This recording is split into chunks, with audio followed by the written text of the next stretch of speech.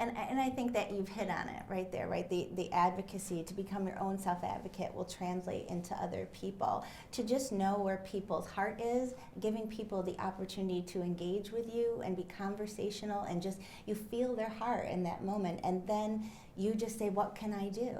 It's not even, we've shared things where I'm like, have you thought about this, right? Mm-hmm. But it's my way of saying to you, I see it in you. I see you. I see that this is your next step, or at least it's close on the path.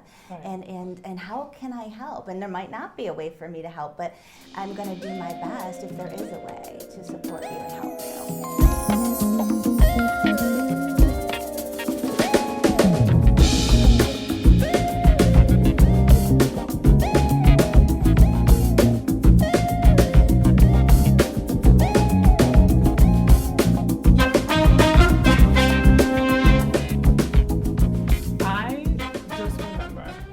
Walking into your office at the bank and being like, I think we need to talk. A friend of mine had told me about, I think, a consolidation loan or something. And this friend lives out of the country, right? And calls and is telling me, well, that's what the American banking system is built off of. You can walk into a bank and talk to them. And it kind of took me back, you don't know what you're talking about. But I had to, maybe it's true. And they explained, and I was just like, oh, well, I didn't know that. Mm-hmm, mm-hmm. And at this point, I'm, however old. And you and Estella have made it comfortable for me to walk into a banking institution and feel comfortable enough to talk about my vulnerabilities and ask for help. And I think that in the next phase of my life is going to drastically change my possibilities, right? And so inviting you here today, I'm just I need you to talk about with me, why it is that you do this work, why it's important, and kind of share how you got here. Mm-hmm. Well, and I'm so glad you did that, first of all, because it made this connection with you and I that I think has, evolved into this wonderful opportunity, not just for ourselves, but for the community. Absolutely. And I think for me, it just always came from, I've always had this strong sense of independence, and specifically around finances, because I grew up not having any kind of stability, and I always felt very insecure. Financially in my family environment.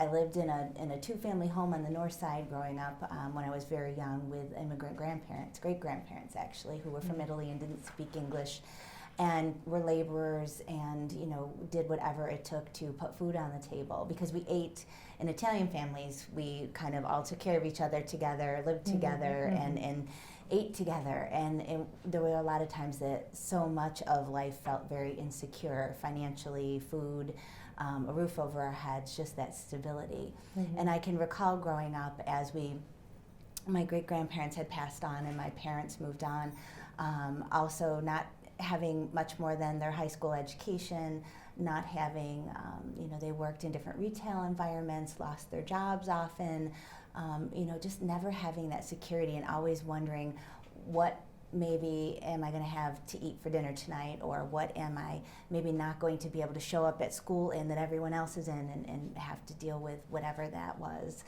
from kids picking and making fun of you. So there was this strong sense of urgency, I guess, financially, to learn as much as I could.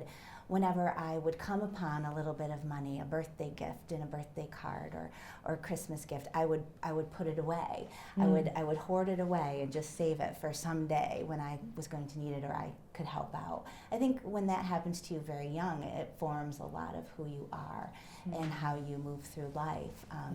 We didn't have Christmas gifts under the tree, but my mom, we weren't allowed to have sugar cereal. She would buy us a box of cereal and wrap it, and that was our Christmas gift. Or she would take a new Bible that at church they were giving out, and she would wrap it, and that was a Christmas gift. So and you didn't at the time always feel like that was necessarily a suffering moment. You appreciated everything you had, Right. but you knew it wasn't comfortable. It didn't often feel safe. So I think I can recall a very distinct moment when my parents were finally, things were just too hard for them, and they were divorcing, and it was a relief for my brother and I, because there was a lot of domestic violence in the home. And that was a great relief, oddly enough, but them separate was better than them together. Right. And and having this moment of, okay, now I have to take care of my brother, my younger sibling, and how am I going to do that? Right. And going out to get my own jobs in the community at 10, 12 years old, to babysit, to crochet and sell that to neighbors, and just do different things. And with that money, I could buy my brother and I extra little things if he needed sneakers for gym class, or if he needed, he wanted to go to a sleepover and wanted to have something to bring along that was wearable. So those were independent things for me. So financially, it came to a spot where I thought, well, I'm helping people. Maybe I could help people in another way. Right. And I remember saying to my mom, I want to be a social worker. Oh, that's what you were thinking. Yes. Because as you think about that, I think back to my mom, who describes coming up very similarly. And I think about her and how she is often like she just knows every deal, or how to advocate for herself, for like couponing and just all these things that I probably took for granted because I didn't have to worry in the same way that she did growing up. But she does accounting, like all of that really, really well. Yeah. Whereas because I've had more of a cushion than she did, I don't think I developed those skills in the same way. It's interesting. I would say my own daughters probably feel the same Probably, way. right. They'll hear my stories, but the way it will resonate for them is so Just much so different. Right. And even sharing these memories and going back with my mom, it's painful for her. It's painful for her to hear how we felt going through, as we grew up, how just all those emotions were for us. Right. Because as a family, she just had her own things and couldn't worry about us.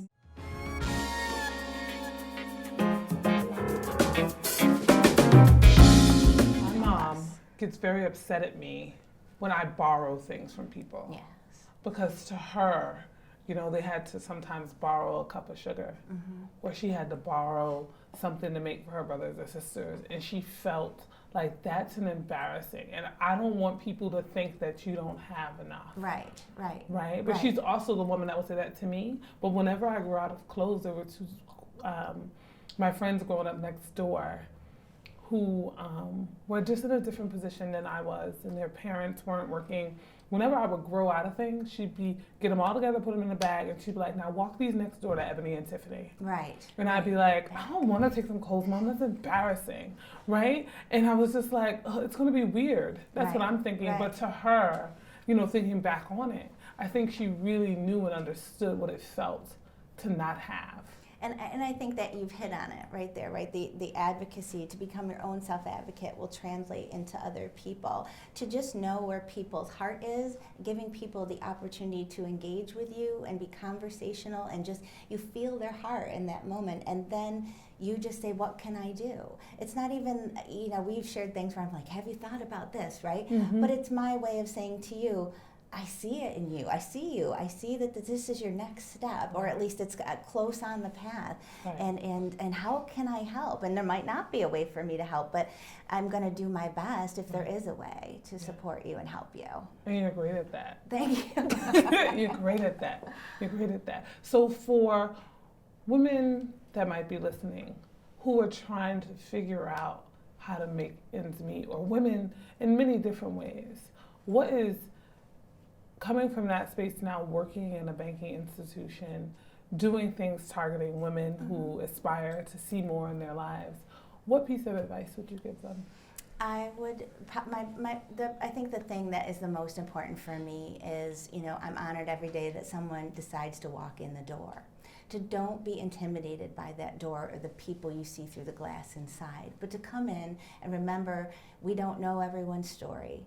that you are giving, this moment is about yourself and the opportunity you need to now move forward. Be in your moment, trust that someone else will help before they give you that opportunity to build it, because it's a huge leap of faith.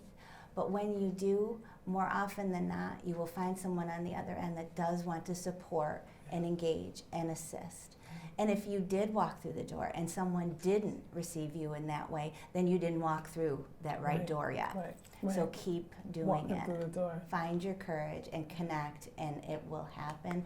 But I think that's the courage. That's the courage it takes, is to, you haven't turned to dust yet. And if you've come from a place that has been very hard, and each time you picked yourself up, the hole seemed deeper and darker. But the fact is you picked yourself up, and you're about to grab that handle to walk through the next door, keep going. Keep going. Have that courage, because there's somebody there that does want to support and does want to help. Well, thank you for being on the other side of that door. Thank At least for me. I appreciate it. Thanks.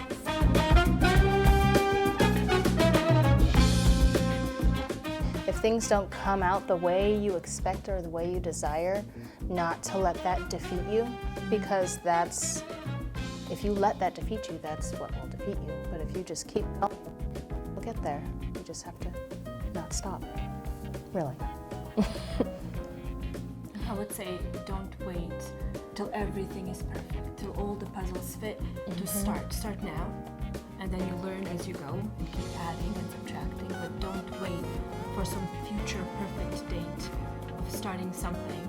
Do what you're passionate about today, and subtract when you need to and add when you need to, and bring in people and